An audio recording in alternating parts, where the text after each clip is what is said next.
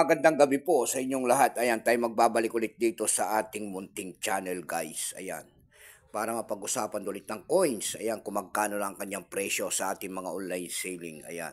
Ang pag-usapan natin barya, guys, ito po ay barya po ng Spain. Ayan, napakagandang barya. Ang kintab po niya sa personal. Ayan, baka mayroon kayo dyan bultuan pa po ang bili ko sa mga ganitong mga world coins. 20 euro cent po ng bansang Spain. Ayan. Ayan, kung anong composition po, kung anong materialis ang ginamit sa barya na yan, kung tawagin nila ay Nordic Gold. Ayan. Ayan. Tatlong klase po ang nilabas kasi rito sa barya na ito. May tinatawag sila rito na inset. Ayan. Nakaset na siya. Mayroon naman itong proof. Ayan, yung siguro mahal. Proof ang mahal nito. Pero itong sa atin na ito po ay 2013. Ayan. 2013. Ayan. 2013. 26%. Kung ilang piraso po ang ginawa sa Spain sa barya na yan, yan po ay 7,100,000 piraso po.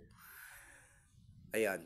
May price appraisal na rin po yan doon sa ating numista kung tawagin ng ating mga kolektor. Yung kanyang extra fine po ay nagkakahalaga yan ng 12 pesos. Yung kanyang almost uncirculated ay 38, uncirculated ay 38. Dako naman tayo sa kanyang price sa ating eb.com.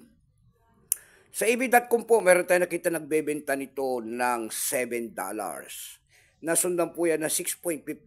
Yung pinakamababa po ay $2.89. Dako naman tayo sa Carousel PH. Sa Carousel PH naman po, meron tayo nakita nagbebenta nito ng 399 pesos. Ayan, kung gusto nyo ang ganito mga topic po, ayan, hihingi sana tayo ng pabor sa inyo. Baka pwede naman pakipindot ang ating subscribe button, like and share para ma-update ko naman kayo sa mga bago ko pang ilalabas na video about coins. Maraming salamat po sa lahat na masugid na aking mga tagapagsubaybay dito sa aking YouTube channel, lalo na ang aking mga subscriber dyan. Thank you so much sa inyong lahat. Mabuhay po kayo and God bless. Maraming salamat din po sa mga nanonood dyan sa aking FB page. Ayan, lahat po na nakapalo sa aking FB page. Magandang gabi po at God bless.